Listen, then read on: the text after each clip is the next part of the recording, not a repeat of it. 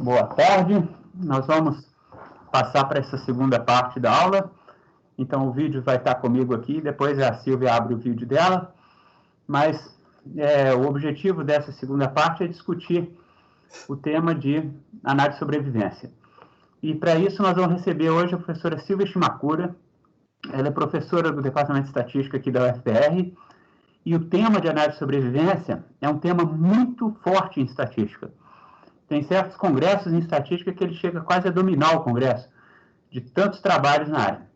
Aqui no departamento nós temos pelo menos 4 pessoas com um grau de especialização bastante alto, além da professora Silvia, a professora Sueli, que se aposentou recentemente, autora de um livro no assunto, a professora Nível, o professor José Padilha, e a professora Silvia, que tem a formação em estatística, fez o seu mestrado numa área de riscos competitivos, que faz parte de análise de sobrevivência ou de confiabilidade na área de engenharia, são termos ligados a essa estrutura de problemas. E ela fez o doutorado na Universidade de Lancaster, na Inglaterra, onde ela trabalhou com elementos de análise de sobrevivência, mas também com distribuição geográfica de casos de leucemia em crianças numa certa região, estudando fatores de risco e combinando essas metodologias.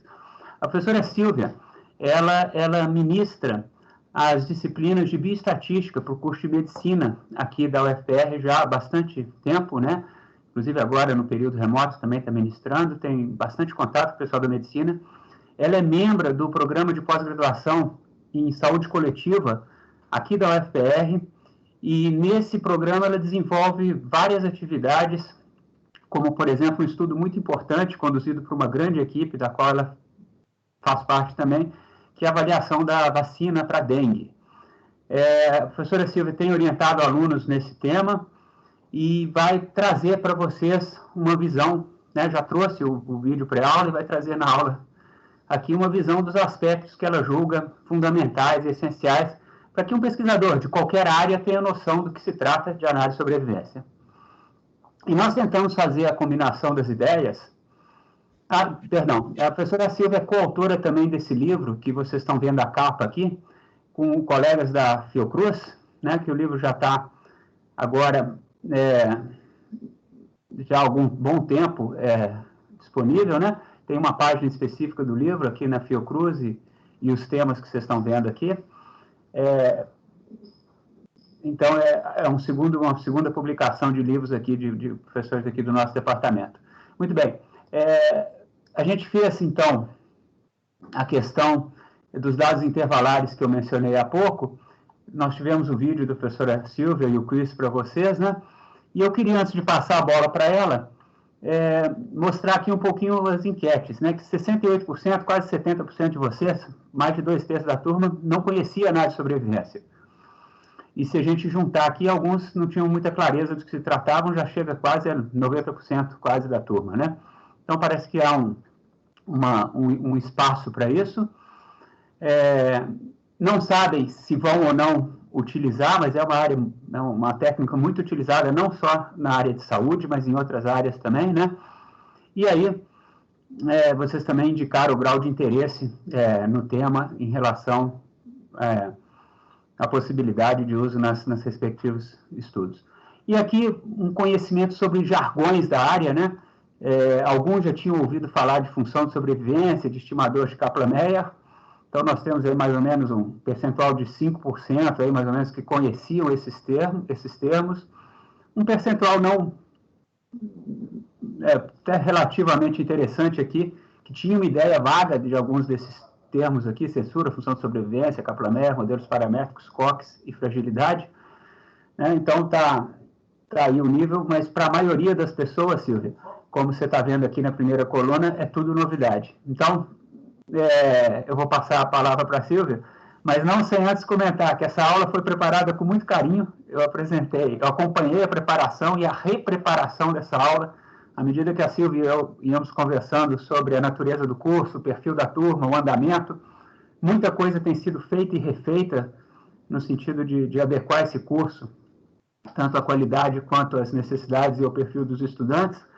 E a professora Silvia, várias vezes, começou e recomeçou e refez coisas no sentido de melhor trazer um material interessante para vocês aqui. Então, eu passo a palavra para a Silvia e espero que tenha aí uma proveitosa tarde com ela aí. Então, tá bom, gente. É uma honra estar aqui apresentando alguns conceitos de análise de sobrevivência, e eu queria avisar que é a minha primeira tentativa para esse público, então qualquer feedback para melhoria desse material vai ser bem-vindo. O Paulo tinha me sugerido de apresentar esse tópico depois do Peter. Eu achei assim uma sacanagem. Eu falei, Paulo, pelo amor de Deus, depois do Peter, não, né?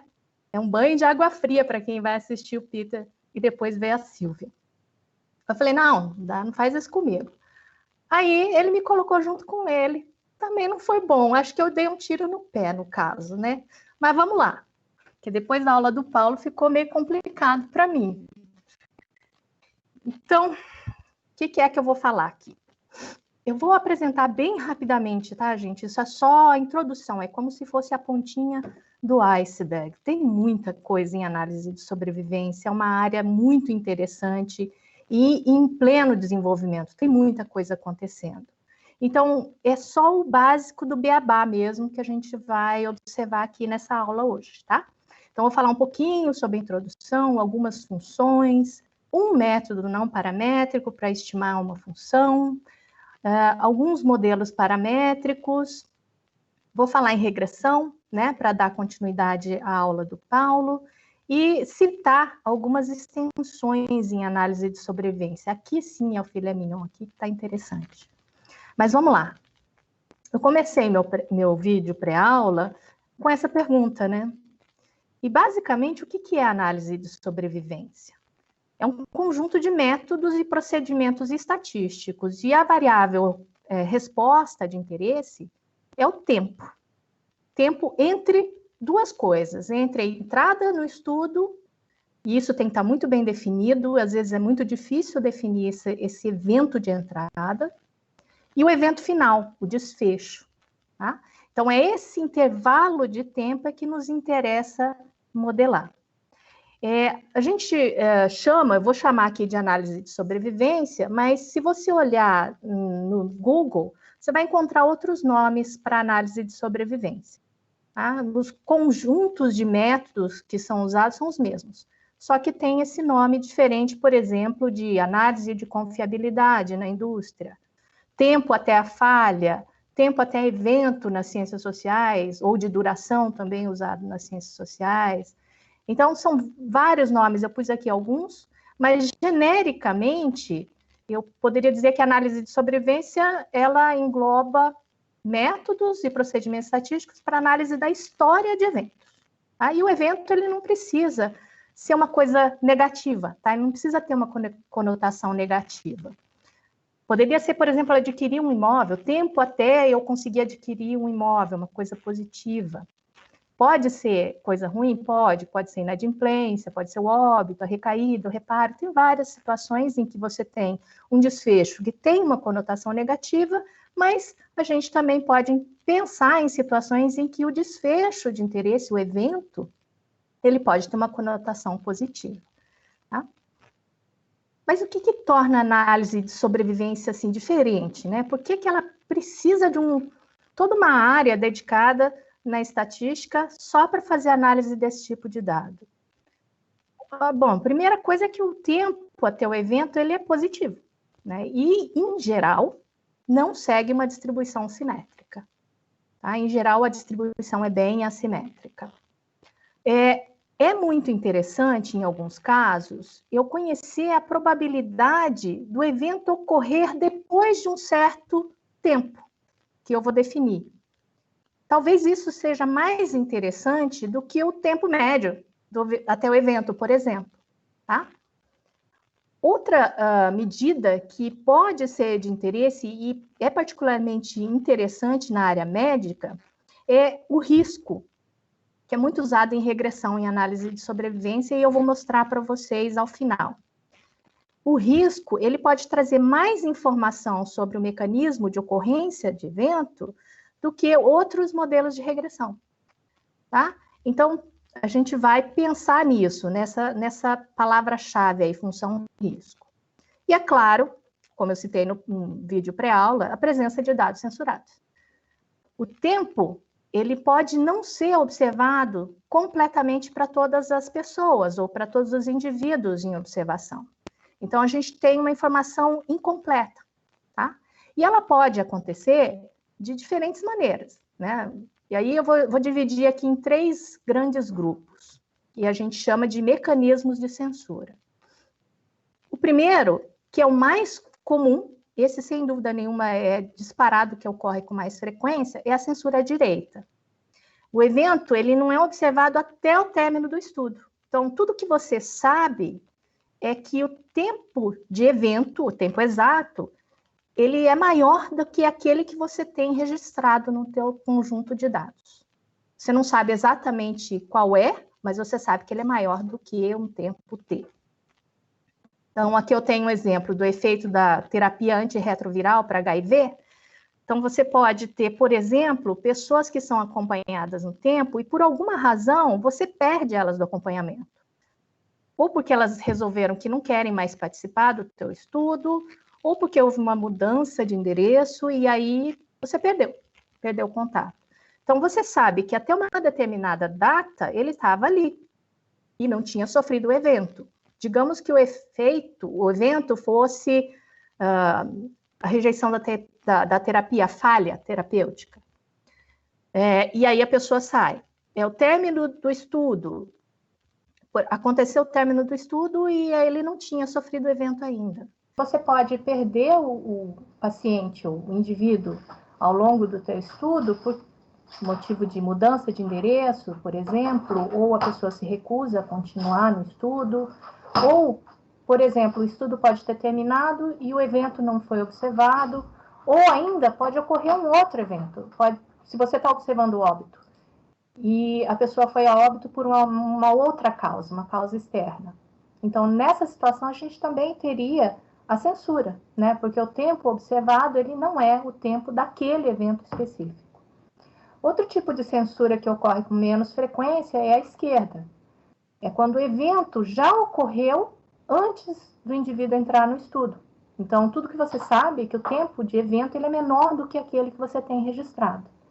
E aí eu citei um exemplo da idade na qual crianças aprendem uma tarefa.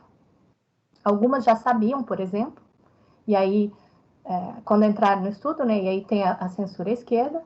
Algumas aprendem durante o estudo, e aí nesse caso você teria registrado o tempo exato até o evento, e outras podem não ter aprendido até o final do estudo. E aí a gente tem a situação da censura à direita.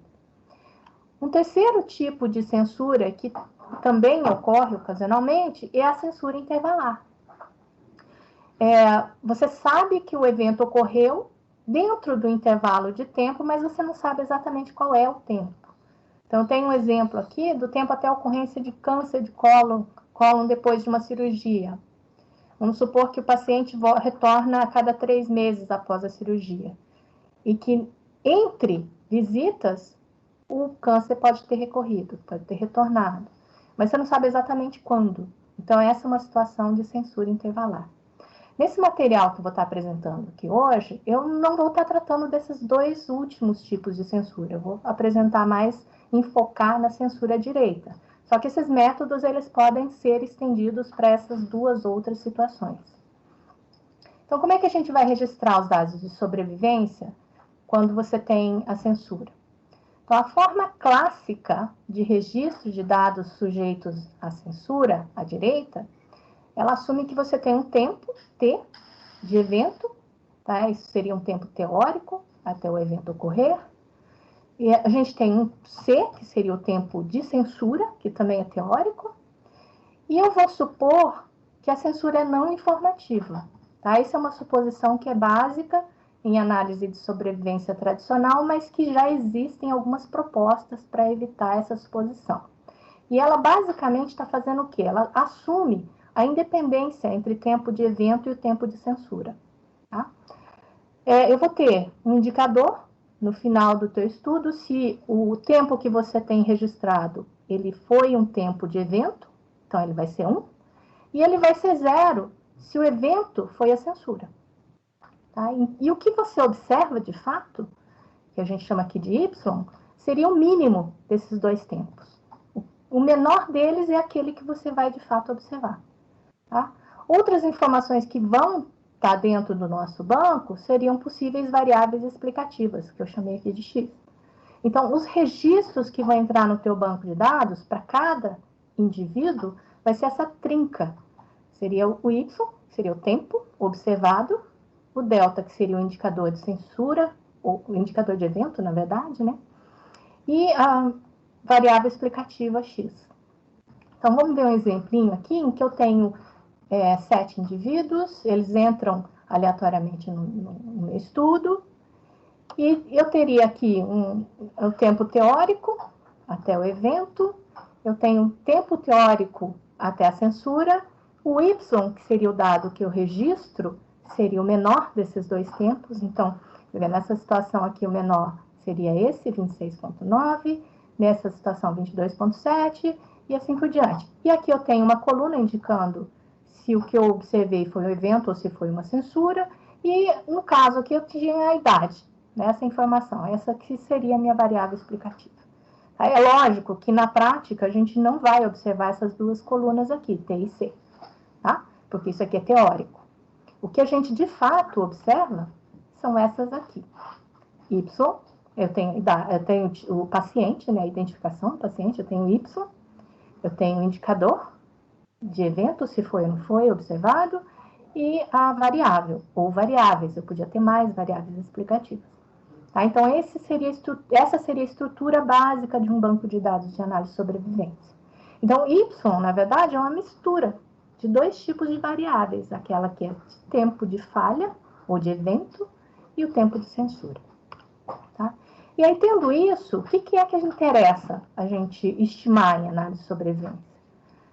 Eu posso ter interesse em obter essa curva aqui, de probabilidade de evento ocorrer após o tempo T. Tá? Então, essa probabilidade que me interessa aqui. E, a partir dela, eu posso, por exemplo, calcular qual que é a chance do evento ocorrer após um ano. Então, eu vou lá, pego essa curva teórica, vou no tempo de um ano e verifico qual que é a altura dela. Então, a altura dessa curva, ela vai me dar a probabilidade do evento ocorrer após um ano. Então, nesse caso aqui, a probabilidade é 0,84. Então, eu tenho dois exemplos aqui, na verdade, de curva de sobrevivência. Uma, ela tem um decaimento um pouco mais lento, e essa aqui é super rápido o decaimento. Então, nessa situação aqui, para um ano, qual seria a probabilidade esperada de ocorrência do evento? Seria de 30%. Tá? O que mais que eu consigo observar da curva de sobrevivência? Eu posso, por exemplo, calcular um quantio qualquer. Eu posso ter interesse em saber, puxa, qual que é o tempo de vida em que 50% das pessoas já sobreviveram, ou falharam antes, ou sofreram um evento antes. Então, eu posso querer saber qual que é o tempo mediano de vida. Tá? Então, nessa situação aqui, nesse exemplinho, seria 1,73, então eu sei que até 1,73 anos, eu tenho 50% das pessoas sobrevivendo, ou 50%, você pode olhar da outra maneira, né? Que 50% das pessoas vão sobreviver além de 1,73. Então, nesse caso aqui, como a curva ela cai mais rapidamente, o que acontece? Você tem uma probabilidade de 50% do tempo, a probabilidade de sobreviver além de 0,51 anos é de 50%, tá? Uma outra medida que, como eu comentei antes, não é tão interessante, mas que pode ser útil em alguns contextos, é conseguir saber como se calcula o tempo médio de vida, tá? Ou o tempo médio até o evento. Então, matematicamente, seria essa integral aqui de 0 até um t estrela, que no caso, pelo fato da nossa observação em algumas situações ser censurada, o que a gente faz é considerar esse t estrela aqui como o maior tempo de vida observado no banco. Então, Por que isso é feito? Então, a gente tem um tempo médio restrito. Por que isso é feito? Porque, senão, a gente tem uma função que não integra essa sobrevivência aqui, ela fica indefinida.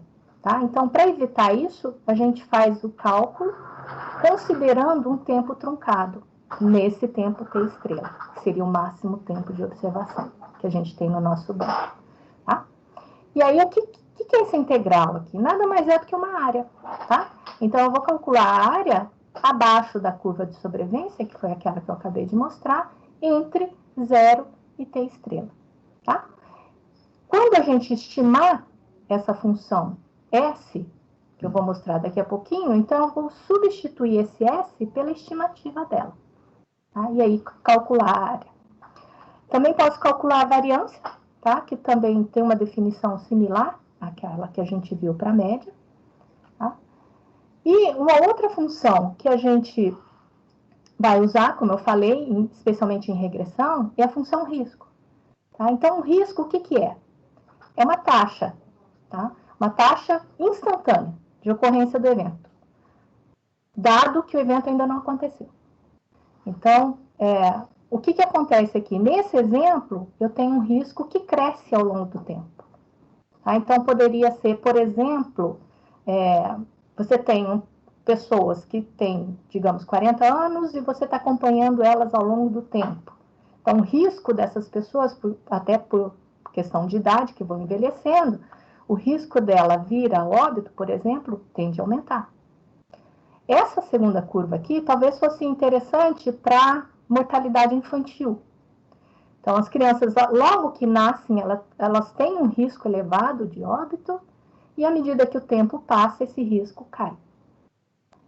Essa curva, nesse comportamento aqui, também é muito comum para descrever o risco de um equipamento eletrônico falhar.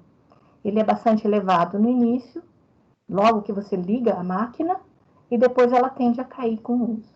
Então tá, o que essa probabilidade de sobreviver ela está me dando é o seguinte, aliás, o que essa curva de sobrevivência está me dando é a probabilidade do evento ocorrer após um determinado tempo T, que eu defino. Então, por exemplo, se a curva de sobrevivência do evento de interesse tiver esse formato aqui, que a gente está vendo do lado esquerdo, e eu quiser, por exemplo, calcular a chance do evento ocorrer após um ano, eu vou aqui no 1, encontro a curva aqui em cima, e a altura é o 0,84. Então, eu estou dizendo o quê? Que a chance do evento ocorrer após um ano é de 84%. Isso se a curva tiver esse formato. E se ela tivesse um formato diferente, como esse outro exemplo que eu coloquei aqui do lado de cá? Então, nessa situação, a chance do evento ocorrer após um ano, ela passa a ser o quê? A 30%. Tá? A sobrevivência global, foi uma das perguntas que foi feita, ela faz mais sentido quando a gente tem mais do que um grupo de comparação. Tá? Então, a global seria em situações em que você tem mais de um grupo ou mais de uma variável, tá? E aí a global seria considerando todo mundo junto, tá? Qual que seria a sobrevivência. Além dessa probabilidade aqui que eu mostrei nesse exemplo, eu poderia estar interessada em saber qual é o tempo mediano de vida. Se a curva for essa daqui, eu posso, a partir do valor meio, e indo paralelo ao eixo X até encontrar a curva, e fazendo a projeção, eu encontro o quê? Que 1,73 seria o tempo em que tenho 50% das pessoas sobrevivendo além dele. E 50% sobrevivendo antes dele, tá? Ou num tempo menor do que aquele. E a mesma coisa aqui, para esse segundo exemplo. Então, o que acontece em 0,51? Eu tenho que 50% das pessoas vão sobreviver vão ter um tempo de vida além de 51 anos, 0,51 anos. Tá? Então, da curva de sobrevivência, eu consigo calcular essas duas quantidades, ou mais, né? Porque eu estou definindo aqui, por exemplo, o quantil 50, mas eu poderia pegar 90%, poderia pegar 10% e saber qual que é o tempo referente àquele quantil, tá? Aliás, aquele percentil. Uma outra característica interessante que a gente pode ter interesse em calcular, apesar de não ser muito comum em análise de sobrevivência, seria o tempo médio, tá? E por conta da censura, esse tempo médio, ele vai ser restrito, porque nem sempre a gente vai ter a sobrevivência caindo para zero, né? A gente pode ter algumas observações censuradas, então, se a última observação for censurada, na hora que a gente calcula um tempo médio, ele vai estar não definido, tá? Então, o que a gente faz é o seguinte, você pega, uma possibilidade é pegar o maior tempo que você tem no teu banco, tá? E fazer o cálculo do tempo médio até o evento ocorrer, truncado nesse tempo máximo que você tem no teu banco, tá? Fazendo isso, como é que eu faço para calcular essa média? É basicamente a área abaixo da curva de sobrevivência entre 0 e aquele tempo truncado T estrela, tá? Quando a gente estimar essa curva QS, como a gente vai ver daqui a pouquinho, o que eu vou fazer é calcular a área abaixo daquela curva que a gente vai estimar para poder calcular o tempo médio, tá? E a variância, de maneira similar, a gente também consegue fazer o cálculo. Uma outra função que pode ser de interesse a gente entender como é o comportamento, porque a gente vai modelar daqui a pouco, é o risco, tá? Essa função risco. Olha só, aquela sobrevivência que eu mostrei antes, essa curva que eu mostrei aqui na ilustração, ela é equivalente, em termos de função risco, a essa aqui, ó. O que isso significa? Significa que o risco de falha, ou o risco do indivíduo sofrer o evento, ele aumenta à medida que o tempo passa, tá?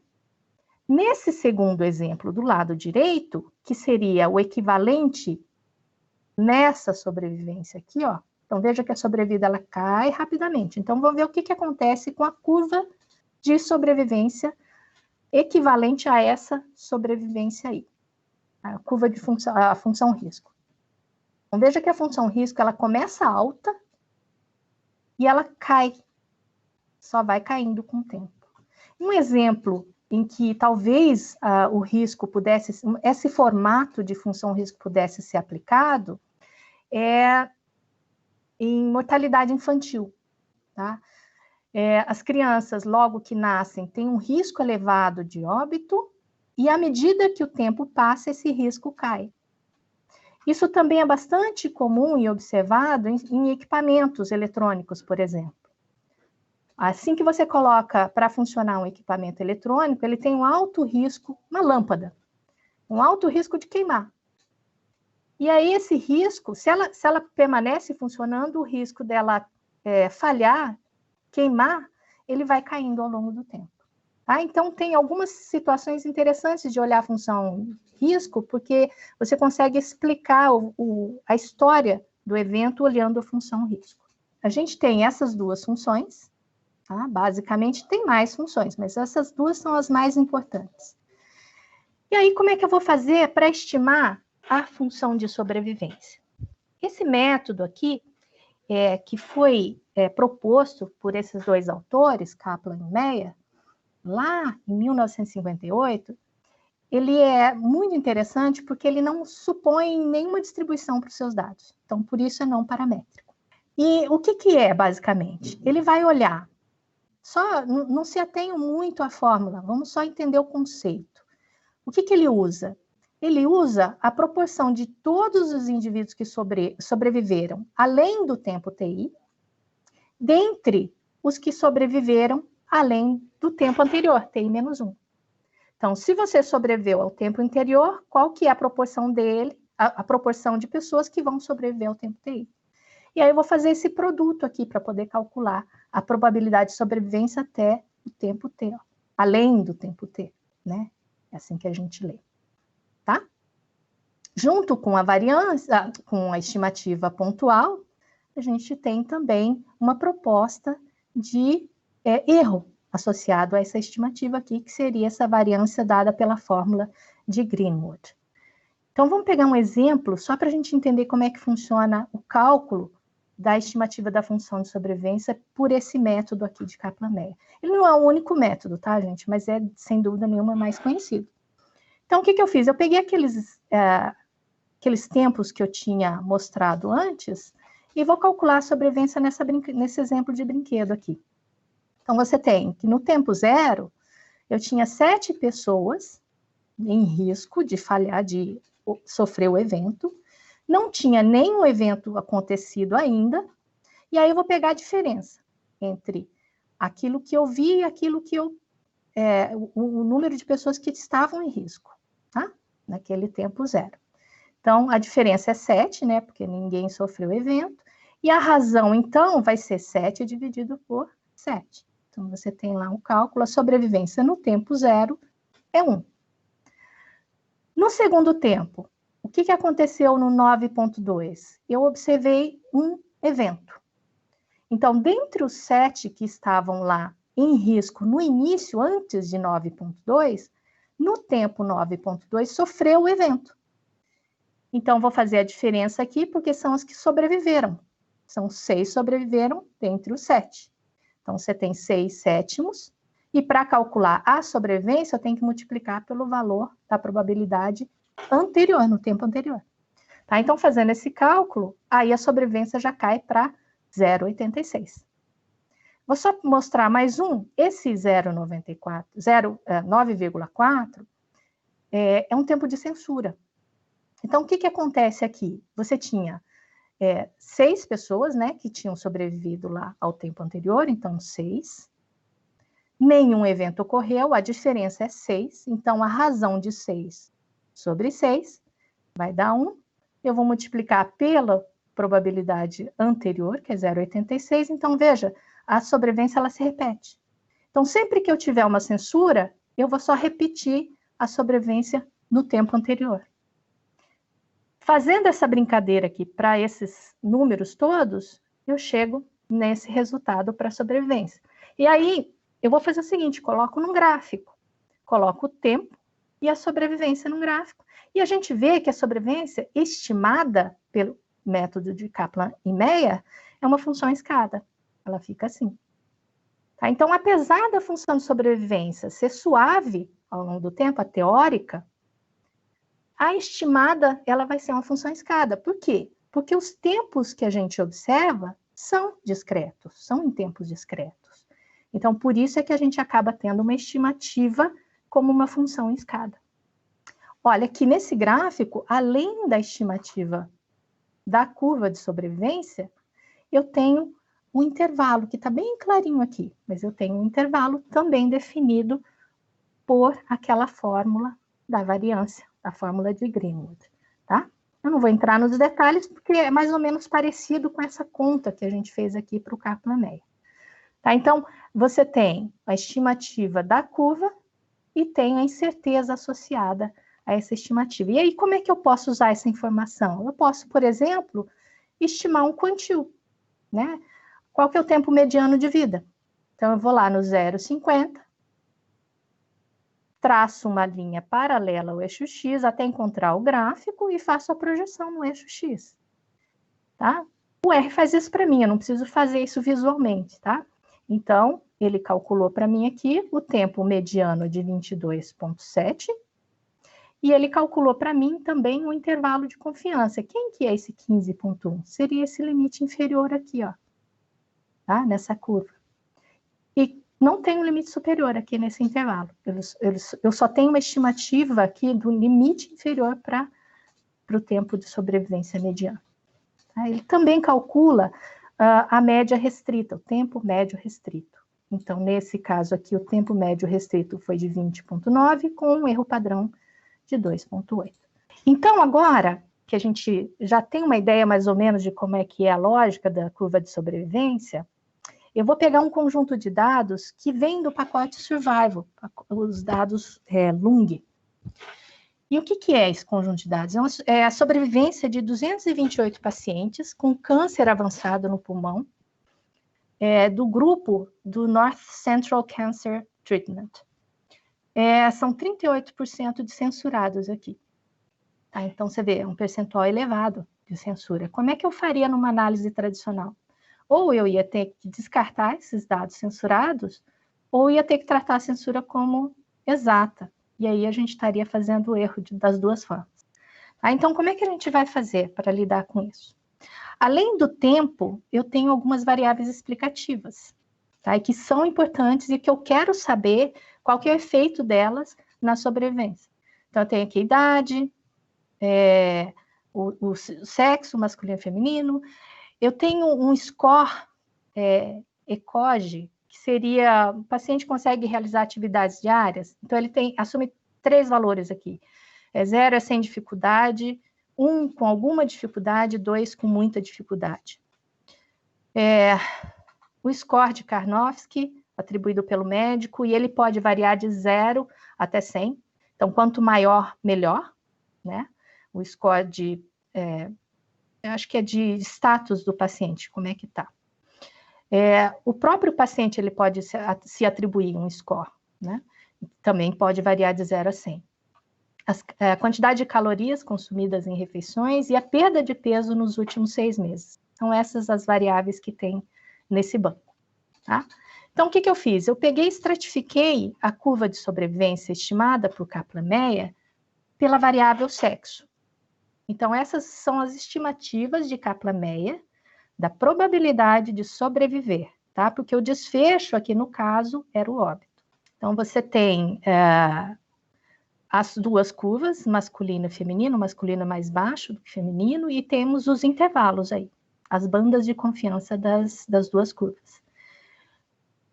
Eu calculei o tempo médio restrito, no caso dos homens 3,25, das mulheres 4,58, então as mulheres tendem a sobreviver mais do que os homens, e a mediana a mesma coisa, 270 e 4,26, tá? E a pergunta que não quer calar é, poxa, mas será que a diferença é significativa? Né? Isso eu tratei no vídeo pré-aula, mas eu não disse o que é que eu usei, né? Então, basicamente, eu usei esse teste aqui, teste que foi proposto por Mantel em 1966, o teste log-rank. A hipótese que a gente vai testar é de que não há diferença entre as curvas de sobrevivência. Tá? Eu considerei aqui um genérico, R curvas, no nosso caso aqui são 2 curvas. E a ideia do teste, o que é? Não sei se vocês se lembram do teste Q quadrado, mas é a mesma ideia. A gente compara quantas observações eu tive num determinado extrato, então masculino e feminino, no nosso exemplo, e quantos eventos eu esperava ter visto caso não existisse diferença entre as curvas de sobrevivência. Tá? Essa é a ideia. Quanto maior for o valor da estatística log-rank, mais discrepante são aquilo que eu observei e aquilo que eu esperava ter observado. Tá? Então, fazendo esse cálculo para os nossos dados, como é que se calcula o valor esperado? Isso daí é detalhe. O que importa é a ideia. Então, olha só, a estatística Q quadrado calculada aqui nesse nosso caso foi de 10,2. E aí eu quero saber, puxa, mas isso é grande? Né? Se não tivesse tido diferença, eu esperava que isso fosse 0, esse Q quadrado ali. Nessa tabela é Q quadrado, tá? Mas eu chamei de log-rank nesse slide anterior. É a mesma coisa. Porque o R solta como Q quadrado, com esse nome aqui. Então, eu esperava, se não existe diferença, quanto mais próximo de 0 isso daqui, né, menos significativa a diferença. E a diferença aqui foi grande, tá? Qual que é a chance desse resultado aqui de 10,2 ter ocorrido ao acaso? A chance do acaso é 0,0013. Tá? Então, eu tenho muita evidência contra a igualdade das curvas de sobrevivência. Então, essa é a minha hipótese nula, e eu tenho evidência suficiente para rejeitá-la. Tá? Então, parece existir diferença entre as duas curvas. Se o resultado seria o mesmo se as censuras fossem descartadas. Então, nesse gráfico aqui, né? No Kaplan-Meier, isso. Se eu descartasse as censuras, o que eu ia estar fazendo é descartando, você está jogando dado fora. Né? Então, pode acontecer, se as censuras elas ocorrerem de maneira aleatória em todos os tempos, então, o que vai acontecer com essa curva de sobrevivência talvez nem seja tanto alteração na estimativa dela em si, mas o que vai acontecer é, né, o intervalo de confiança, que essa banda de confiança ela tende a ser mais ampla. Né? Em alguns casos, quando a censura ocorre mais para o final do teu estudo, vamos supor que você tenha mais pessoas censuradas porque o experimento acabou. O tempo de estudo acabou. Então, a gente tem uma tendência a ter tempos de censura mais elevados. Então, se o tempo de censura for mais elevado e você descartar, você vai estar subestimando a curva de sobrevivência. Tá? Então, depende um pouco da situação. Então, se a censura for tempos mais elevados e você não considerar na tua análise, a tua curva, a tua estimativa pontual dessa curva, ela vai estar subestimada. Se os tempos forem perdidos de maneira aleatória aqui ao longo do tempo, então o que vai acontecer, o impacto de você ignorar a censura vai ser na largura da incerteza. O tamanho da incerteza, ela tende a ser maior, porque você vai ter menos observações. Eu perdi o nome, mas era alguém perguntando se o número de censuras, se existe um limite de número de censuras que pode... se existe um número... Essa é uma pergunta super boa, porque assim, a gente fica às vezes... Roberta, muito boa a sua pergunta, porque realmente é uma coisa que intriga, né? Na verdade, depende. Porque olha só, se você tiver com um percentual de censura, sei lá, de 80%, mas o teu banco tiver 1 milhão de registros, então é muita censura, mas é muito dado exato também. Então não tem problema. Agora, se você está com 80% de censura e você tem 10, 12 observações, aí complicou a tua vida, você não vai conseguir estimar nada. Tá? Então depende da situação. Tá bom? O Gilson perguntou se a razão que eu comentei numa tabela é igual à razão de risco. Eu não lembro dessa tabela. Mas eu vou falar mais para frente dessa interpretação de razão de riscos. Então, não se preocupe, caso eu não consiga responder agora, tá? A gente vai falar um pouquinho sobre isso lá na frente. Fantástica pergunta do Henrique. Henrique quer saber se dá para avaliar mais de uma variável ao mesmo tempo no Kaplan-Meier. Tá. Você pode estratificar por mais de uma variável. Então, vamos supor que você tivesse o sexo e tivesse aqui, no nosso caso, eu pudesse classificar, por exemplo, o pH ECOG, seria esse score, tá? Você tem 3 categorias ali e tem 2 de sexo. Então, eu teria várias curvas de combinação dessas 2 variáveis, tá? Dá para fazer combinação. O que acontece com essas variáveis contínuas é o problema, porque a gente acaba tendo que discretizar, né? Transformar em faixas uma variável que é do tipo contínuo, mas daria, não tem problema, tá? Então dá para fazer. E essa resposta, na verdade, essa pergunta é interessante porque eu vou falar exatamente sobre isso. O tempo médio restrito é o seguinte, eu gostaria de saber qual que é o tempo médio de vida, por exemplo, o tempo médio até ocorrer um evento. Só que em alguns conjuntos de dados, em alguns problemas, a tua última observação, ela é censurada. E aí, por conta disso, eu não tenho como calcular o tempo médio exato, sabe? Então, o que a gente faz? A gente restringe o cálculo do tempo médio de vida de tal forma que o tempo máximo que a gente permite que o dado tenha, seja aquele que você observou no teu conjunto de dados. Então, por isso é que ela é chamada de restrita. Tá? É só por isso, porque nessa situação específica a gente não teria a definição de um tempo médio exato. Tá? Então, é por isso que a gente acaba tendo que fazer essa restrição. E se eu tivesse mais do que 2 estratos de comparação?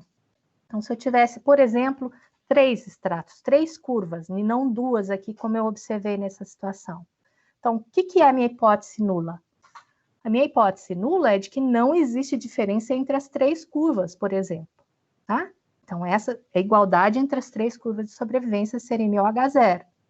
E aí, o que acontece? Eu vou rejeitar, se eu rejeitar H0, como é que eu vou proceder? Porque Tá, e agora? Qual que é? Será que todas diferem entre si?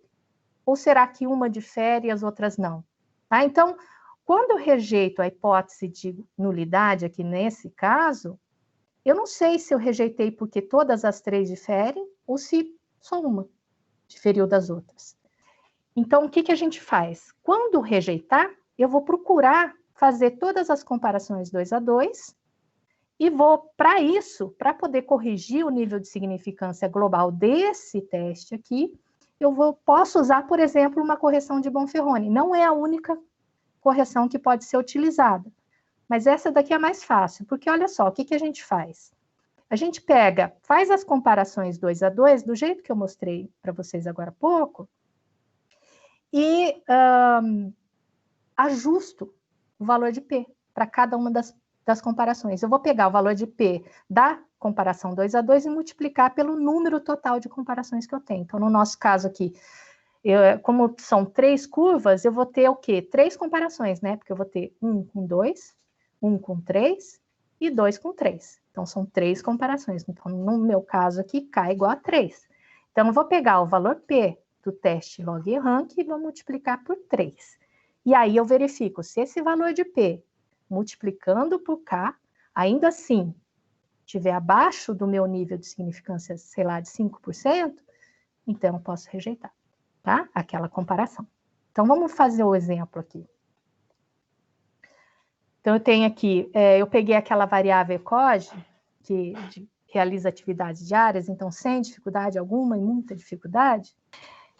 Então, a hipótese nula é de igualdade, tá? Eu tenho essas 3 curvas, olha que interessante. À medida que o paciente vai apresentando mais dificuldade de realizar atividade diária, a curva de sobrevivência ela tende a cair, ou seja, o tempo até o óbito cai, né? Então, nesse caso aqui em específico, quanto menor a curva de sobrevivência, pior. Né? No exemplo, no quiz pré-aula, né, era o contrário, porque o evento era um evento desejável, você queria recuperar o mais rápido possível, né?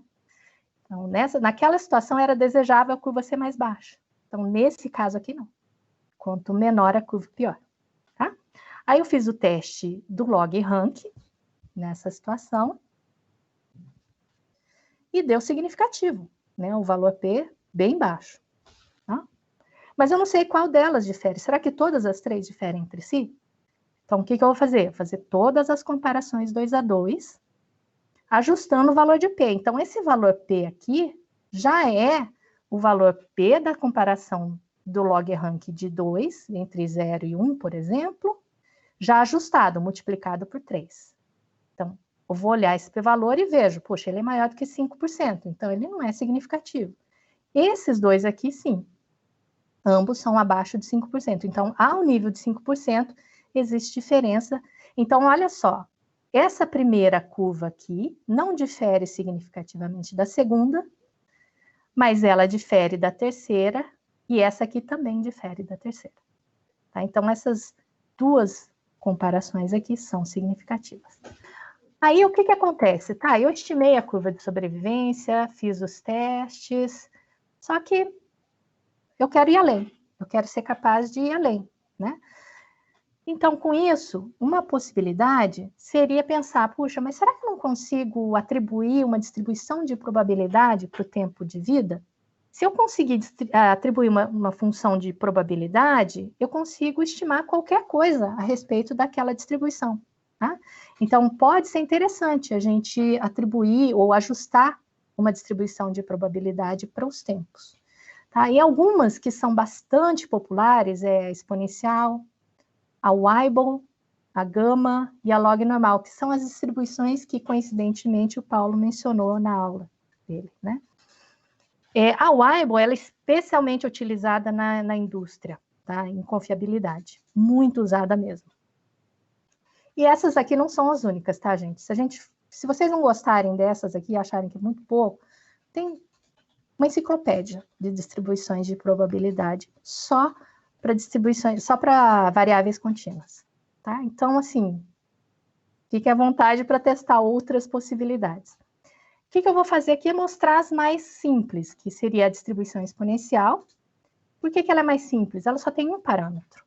Tá? E nesse caso aqui, a função risco, ela é constante no tempo. Tá? Então, eu tenho alguns exemplos aqui que eu fui variando o valor do parâmetro da distribuição exponencial. Então, se a distribuição exponencial tiver o valor de meio, quanto maior o valor, na verdade, do parâmetro, ó, mais rápida vai ser o decaimento dessa curva de sobrevivência.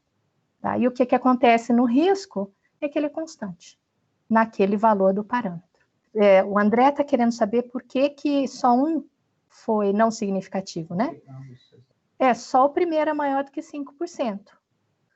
As outras duas comparações, olha o valor de P aqui, ó, abaixo de 5%, e esse aqui também, ó, abaixo de 5%.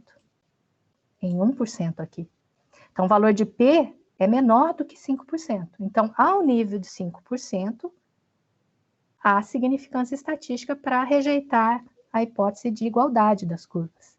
Então, vamos ver. No caso da distribuição exponencial, então, uma suposição que é bastante forte é que o risco da pessoa vir a falhar, ou do indivíduo, ou daquilo que você está observando, sofrer o evento, ele não muda, ele é constante ao longo do tempo. Se essa distribuição for adequada, o tempo de vida médio está aqui, ele é o inverso do valor do parâmetro, tá? Então, quanto maior o risco, menor vai ser o tempo médio de sobrevida, faz todo sentido. Né? E a variabilidade também cai com o risco, quanto maior o risco, menor a variabilidade. Tá?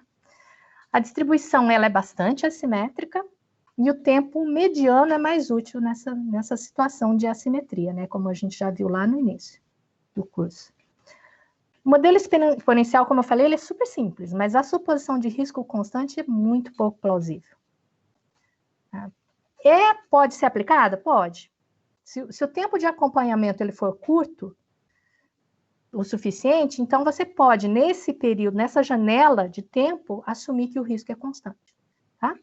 Então, um exemplo aqui é o risco de óbito de crianças entre 2 e 5 anos. Independente da causa, ele pode ser considerado constante nesse intervalo. Então, dependendo do contexto, pode ser até possível se assumir um risco constante. Mas é muito restrito. Então, o que a gente faz? A gente relaxa a suposição de risco constante na distribuição Weibull. Tá? Então, a distribuição exponencial é um caso particular da distribuição Weibull, quando um dos parâmetros da Weibull, que é o gama aqui no meu caso, for igual a 1. Então, a distribuição Weibull tem dois parâmetros. Um é o parâmetro de forma, que é esse tal de gama, e o outro é o parâmetro de escala, que é o lambda, que é equivalente ao parâmetro lambda da distribuição exponencial. Tá? Então, eu aumento um parâmetro para ganhar flexibilidade na função. O tempo médio, nesse caso, tem essa expressão esdrúxula, que depende da função gama, chatinho de calcular, e a variância está aqui também, que depende da gama. Então, a carinha da função Weibull é o seguinte, o que eu fiz? Eu fixei o parâmetro de escala num determinado valor e fui variando o parâmetro de forma, só para ver o que acontece. Olha só, se o parâmetro de forma for abaixo de 1, então o que acontece com a curva de sobrevivência? Está aqui, ela cai rapidamente, logo no início, depois ela tende a demorar um pouquinho mais para cair. Se for igual a 1, a gente tem um modelo exponencial, e se ela for maior do que 1, ela demora um pouco mais para cair, mas depois cai mais abaixo, mais rápido do que o primeiro.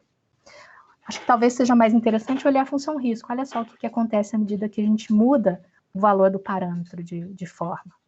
Tá? Então, no primeiro caso aqui, gama é meio, olha como cai rapidinho, mas aí depois ela demora para chegar no zero. Ela nem chegou aqui, né, nessa minha janelinha.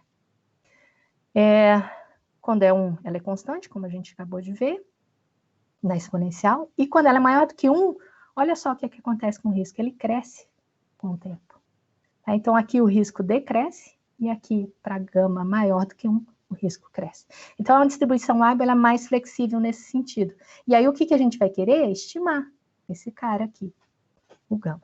tá? Para saber qual que é a característica da função risco. Será que ela cresce, decresce, é constante? Tá? E como é que a gente vai fazer a estimação? Eu não vou falar dos outros modelos de probabilidade, tá? Porque a ideia é só dar um panorama, né?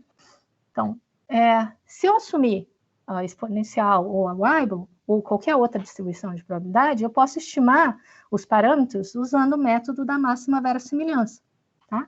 Só que adaptado para a censura. Então, aqui, de novo, vou lembrar vocês que eu vou estar supondo um mecanismo de censura não informativo.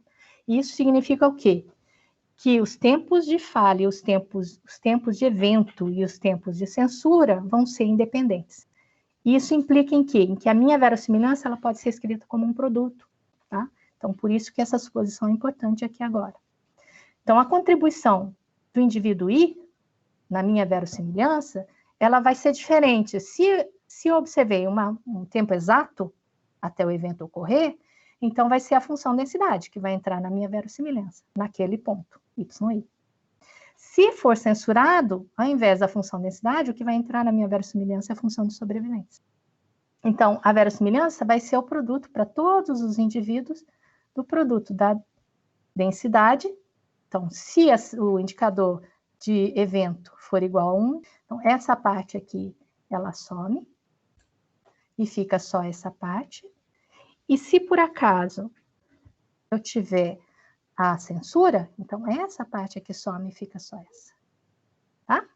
Então fica bem simplesinho de entender essa verossimilhança. E aí a gente pode reescrever isso aqui, considerando que existe uma relação entre a densidade, o risco e a sobrevivência. Então, substituindo, por exemplo, a densidade por essa forma aqui, eu chego nessa conta aqui, final, que é uma função do risco e da sobrevivência. Primeiro, assim, o Matheus está levantando várias coisas sobre o maior tempo de ocorrência, se isso dá mais ou menos incerteza, né? Então, eu falei com ele que, em geral, tem menos dados para maior tempo, etc. Se o maior tempo de ocorrência está associado com ele, com a estimação dele, maior ou menor incerteza. E, assim, eu vou ler agora o último comentário dele. Analisando meus dados, consigo fazer essa qualidade das minhas predições. Exemplo, paciente com maior tempo decorrido do evento apresentará menor incerteza ou o oposto? É interessante essa pergunta, porque, na verdade, não é... a pergunta é a seguinte, o paciente que demorar mais para sofrer o evento, então vai ter o tempo até o evento mais longo, será que ele vai ter uma incerteza associada à sobrevivência dele maior? Né? Essa pergunta, né? Na verdade, essa pergunta é bem interessante, porque o que acontece? Quando a gente está estimando a função de sobrevivência, lembra que o denominador vai diminuindo, né? Porque as pessoas vão experimentando o evento ao longo do tempo. E o teu N vai caindo à medida que o tempo passa. E isso reflete na incerteza da tua estimativa. Então, por isso que quando a gente olha a curva de sobrevivência estimada lá para o Kaplan-Meier, voltar só um pouquinho, ela tende a abrir, né? Por quê? Porque aqui, no começo, eu tenho vários dados, muitos dados. À medida que o tempo vai passando, ou eu tenho o evento acontecendo, ou a censura. De toda forma, o denominador vai diminuindo. E aí a incerteza na minha estimativa tende a aumentar. Então, é natural, isso vai acontecer. Para tempos mais longos, a incerteza é maior. Não, alguém pediu para voltar no slide do Hegel, mas não sei se é para fazer um resumo. Você quer fazer um wrapping up disso aí, a partir da... Estamos fazendo um wrapping up da estimação paramétrica? Então,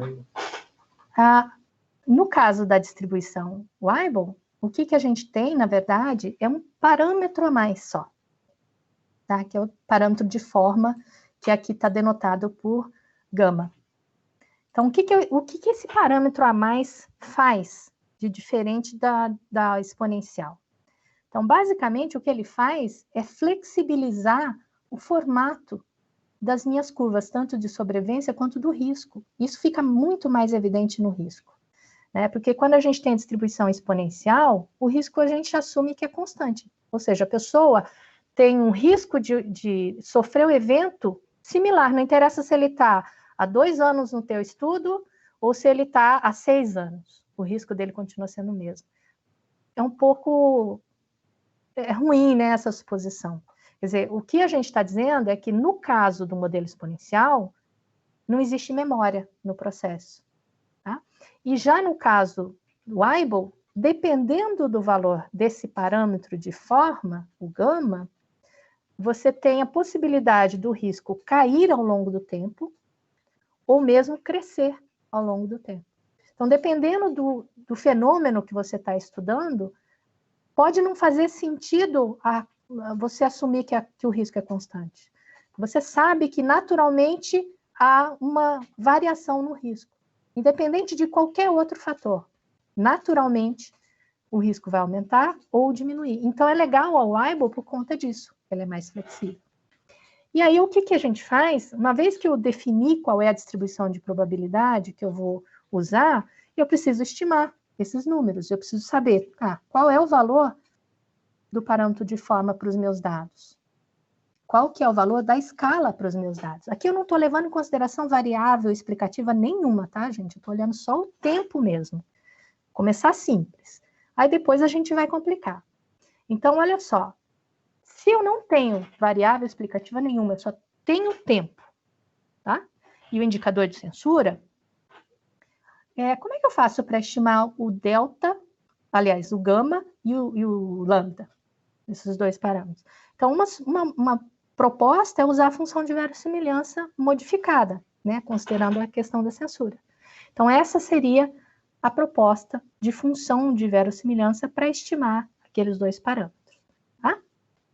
Então, no nosso caso aqui, dos dados do Lung, né, do Lung, do câncer no pulmão, vamos ajustar a distribuição exponencial, significa dizer, olha, o risco é lambda e a função de sobrevivência é dada por essa funçãozinha aqui, simplesinha, que varia ao longo do tempo.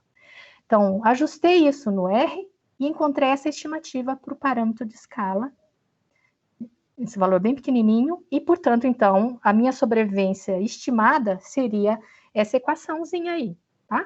Aí, o que eu vou fazer? Eu vou colocar o Kaplan-Meier junto com a minha estimativa. Olha só. Então, a curva preta é o Kaplan-Meier, é a minha estimativa, e a vermelha seria aquela predita pelo modelo. Então, o que acontece? Para tempos pequenos, eu estou subestimando com a distribuição exponencial, eu estou subestimando a sobrevida. E para tempos longos, acima de, sei lá, 600 dias, eu estou superestimando a sobrevida. Então, esse modelo não é bom, tá? Eu vou ter que pensar numa alternativa. Então, a alternativa, vamos ver, vamos só complicar um pouquinho mais, vou colocar um parâmetro só. E vamos ver o que acontece. A função risco agora fica com essa forma que depende do tempo, e a curva de sobrevivência fica até parecidinha com o que tinha antes, só que tem esse gama aí. Então, fazendo o ajuste dessa curva, ou seja, fazendo o cálculo da estimativa de máxima verossimilhança, eu encontro esses dois números aqui, substituo na fórmula, bonitinho, e faço o gráfico, como eu fiz antes, para exponencial. Olha só que interessante. Eu, quando fui ajustar esses dados, eu falei assim, vou fazer só por fazer, não vai ficar legal, porque é dado de saúde. Normalmente, dado de saúde não se ajusta bem a distribuição paramétrica. E eu fiquei de boca aberta na hora que eu vi isso aqui. Eu falei, caramba, está se ajustando super bem.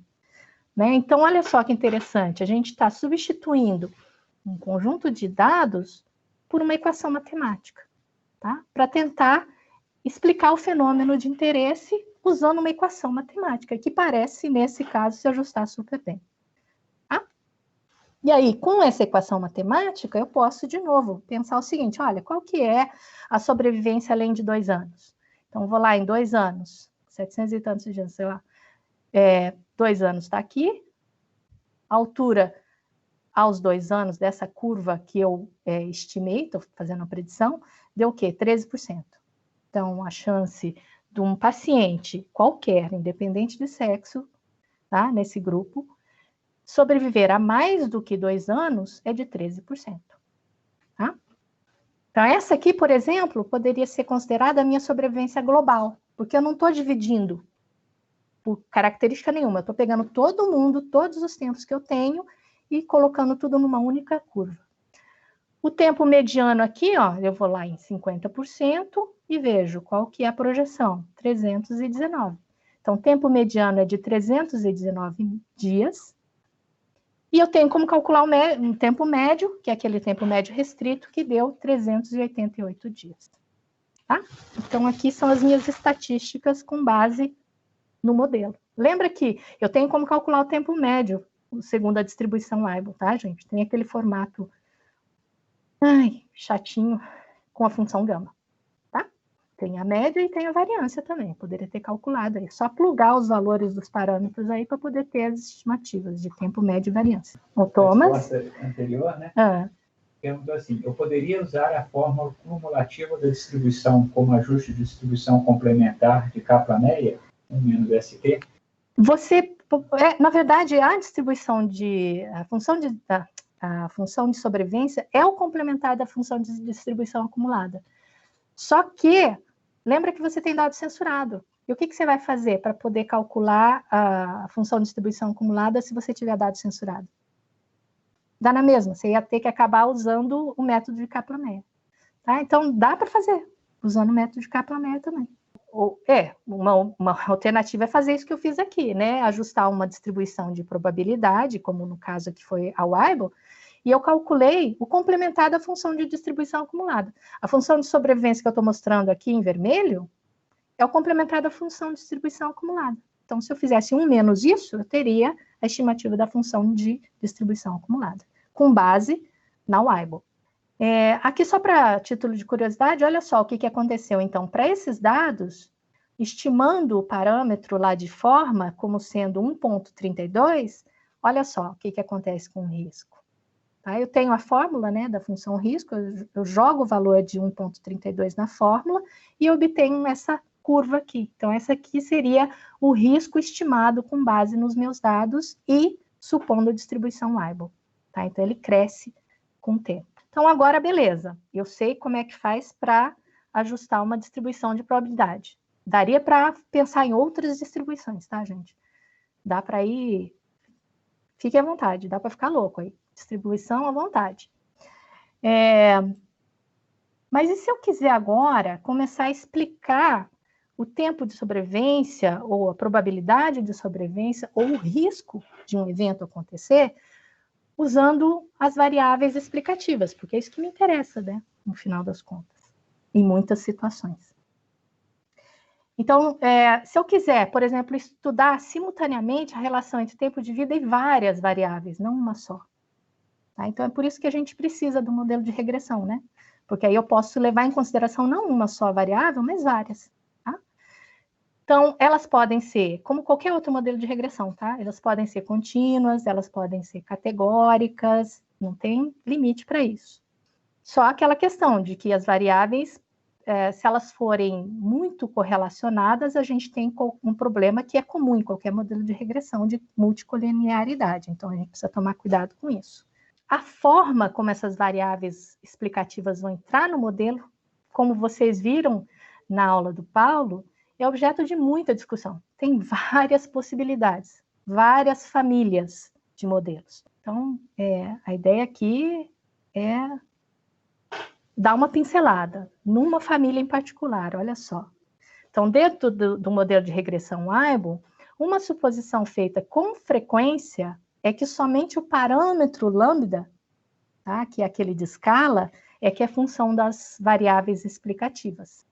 Tá? E ela entra com esse formato aqui, ó. Então, o que é que eu estou dizendo? Que no log de lambda, o efeito das variáveis explicativas é linear. Tá? E no lambda, na escala de lambda mesmo, o efeito das variáveis explicativas é multiplicativo. Tá? Então, essa escolha de função faz com que as variáveis x atuem multiplicativamente no risco. Tá bom? Então, essa escolha de função tem essa consequência. Se você não gosta disso, você pode fazer uma outra proposta de função. E aí você cai numa outra classe de modelos. Então, se a gente assumir por um instante que isso daqui faz sentido, vamos ver o que acontece. Qual é a característica do modelo de regressão com essa forma aqui de entrada de variáveis explicativas? Então, você compara dois indivíduos diferentes com variáveis x e xj, por exemplo, e faz a razão dos riscos desses dois indivíduos. Simplesmente substitui. Onde está x, coloca xi no numerador e no denominador coloca xj. Vai cancelar algumas coisas e o que sobra é isso aqui, ó. Tá? Olha, o tempo está aqui, mas não está lá. Tá? Eu posso transformar, chamar esse beta 1 vezes gama de um beta 1 estrela, tá? E o que então acontece? A razão de riscos de dois indivíduos com covariáveis diferentes, ou variáveis explicativas diferentes, ele é constante no tempo, não varia no tempo. Então, o fato de você escolher essa função aqui, exponencial de x beta, para o parâmetro de escala, faz com que eu tenha um risco constante no tempo. Tá? E aí, o que a gente faz? Essas distribuições que têm essa propriedade de risco relativo constante no tempo, a gente diz que pertence à classe de modelos de riscos proporcionais. Tá? Os riscos não variam ao longo do tempo. A razão de riscos não varia ao longo do tempo. Tá? E se por acaso a gente pensar que se eu tiver dois indivíduos quaisquer, IJ, tal que a diferença entre as variáveis aqui, digamos que fosse idade, vai. Você tem um indivíduo com uma certa idade, um outro indivíduo com aquela idade mais 1 ano, então a diferença é só de 1 ano de idade. Então, qual que é a interpretação de exponencial de beta 1 estrela? É a razão de riscos quando a diferença de idade é igual a 1, tá? Para uma unidade de diferença na idade. Então, fica legal, porque eu vou pegar a estimativa do beta e do gama, e faço o exponencial deles, né, do produto deles, e eu vou ter a interpretação como razão de risco. Então, vamos ver isso aí daqui a pouquinho? Então, antes da gente ajustar o modelo propriamente dito, eu posso avaliar graficamente se esse pressuposto de proporcionalidade está valendo, se faz sentido. Então, como é que eu faço para analisar graficamente essa suposição de proporcionalidade? Olha só, se eu pegar a função de sobrevivência, ela tem essa cara aqui, tá? Não é muito bonita, mas se eu fizer o log do menos log dela, então, fazendo o log do menos log de S de t, fazendo uma transformação da função de sobrevivência, essa transformação, eu chego numa equação da reta, tá? Com esse intercepto aqui, e essa inclinação em log de t. Então, o que eu vou fazer? Eu vou pegar a minha estimativa de Kaplan-Meier para cada extrato, né? Posso estratificar por variáveis, por exemplo, idade categorizada, sexo, e assim por diante. Faço essa transformação na minha estimativa do Kaplan-Meier e faço o gráfico disso contra o log do tempo. Então, isso daqui, se a proporcionalidade dos riscos estiver correta, elas devem ser aproximadamente lineares e paralelas. Tá? Então, vamos ver no nosso caso aqui. Eu peguei só a variável sexo e fiz esse gráfico, ó. Então, eu peguei aquele gráfico do Kaplan-Meier para sexo, fiz a transformação log do menos log, contra log de tempo, e a gente vê que, grosso modo, elas podem ser consideradas lineares e paralelas. Lembra que tem censura, que você está com uma amostra, então sempre tem uma margem aí que pode ser considerada como sendo aleatória. E do lado direito, o que eu fiz? O Karnofsky, do médico, eu categorizei. Então, abaixo da mediana e acima da mediana, tá? Então, tem duas curvas aí que também eu posso, de repente, assumir que a proporcionalidade de riscos não está tão ruim assim. Tá? Eu posso fazer isso para todas as variáveis, uma a uma, no meu modelo, e ver o que acontece com essas curvas. Então, vou terminar aqui com essa parte da estimação. Olha só, você tem aqui as estimativas, né? Então, eu ajustei o modelo com todos os parâmetros, todas as variáveis, tá? E eu tenho as estimativas dos betas, o erro padrão deles, o Z, e eu tenho o teste para cada um desses efeitos aqui. E o que esse teste está fazendo? É verificando, será que idade difere significativamente de 0? Sexo 2 seria sexo masculino, tá? Aliás, sexo feminino. A categoria de referência é o sexo masculino. Estou testando se esse valor aqui é significativamente diferente de 0. Então, esse valor de P é isso que está me dizendo. A mesma coisa para as outras variáveis. E esse log scale aqui seria, na verdade, 1 sobre o exponencial desse log scale seria o meu parâmetro, a estimativa do meu parâmetro de forma. Então, fazendo uma transformação dessa variável que o R solta, eu tenho essa estimativa da forma, do parâmetro de forma. Então, a minha função risco ficaria com esse formato, tá? O lambda, é claro, varia dependendo da variável, e o S de T teria essa forma aqui. E aí, como é que eu interpreto esses betas aqui? Então, o que eu vou fazer? Por exemplo, para a variável sex, então, lembra que a categoria de referência é masculino? Então, o que acontece? Eu vou pegar o beta para o sexo, que deu menos 387, tá aqui, menos 0,387, vezes o parâmetro de forma, que deu 1,44, então deu 0,57 a razão de risco. O que significa esse 0,57? Significa que o risco de óbito entre mulheres é 0,57 do risco de óbito de homens. Ou eu posso falar diferente. O risco de óbito em mulheres é 43% menor em relação aos homens. Então é legal porque eu posso interpretar como risco relativo, né? Uma razão de riscos. Um outro exemplo é para essa variável pH-ECOG aqui. Então, pego o exponencial do efeito dela, estimado, que é 0,521, vezes 1,44, que é a minha estimativa do parâmetro de forma, dá 2,12. O que isso significa? Que o risco duplica a cada aumento unitário nessa variável aqui, ECOG. Lembra que é um score? Quanto maior, pior a mobilidade do paciente, tá? Então, à medida que a mobilidade cai, aumenta o risco, duplica o risco. Então, finalmente, o que a gente tem? Eu posso comparar a curva que eu estimei, supondo o Weibull, com a curva de Kaplan-Meier. Então, o ajuste não está ruim, né? E aqui eu tenho as funções risco, ó, para o sexo feminino e para o sexo masculino, tá? Só para a gente ter uma ideia de como é que eu posso avaliar graficamente o ajuste. O modelo de Cox, ele vai ficar como uma extensão, porque infelizmente acabou que atrasou muito e não vou poder mostrar para vocês, mas eu posso fazer um vídeo para tentar explicar essa parte do modelo de Cox que talvez muitos usem nos seus trabalhos. Tem muita extensão, tá? Eu posso estratificar o Cox, vocês vão ver no vídeo, estratos por riscos basais diferentes, mais risco proporcional dentro dos estratos. Posso pensar em variáveis que são tempo dependentes, elas podem mudar ao longo do tempo, tá?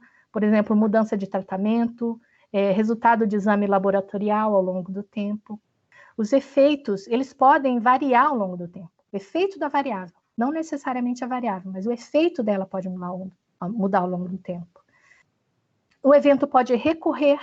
Então, se eu estiver falando em internação, recorrência de uma doença, reincidência de crime, de inadimplência, então são eventos que ocorrem mais de uma vez, tá? Uma outra coisa que está, assim, muito ocorrendo com bastante frequência e que estão pedindo para a gente só publicar assim, é supondo risco competitivo. Tá? O que é isso? O desfecho ele pode ocorrer por mais de uma causa. A primeira que acontecer, a primeira que se manifestar interrompe o segmento do indivíduo. Tá? Então, nessa situação de riscos competitivos, eu tenho que levar em consideração essas causas competindo. Fragilidade. O que é fragilidade? É o que o Paulo chamou de efeito aleatório no final da exposição dele.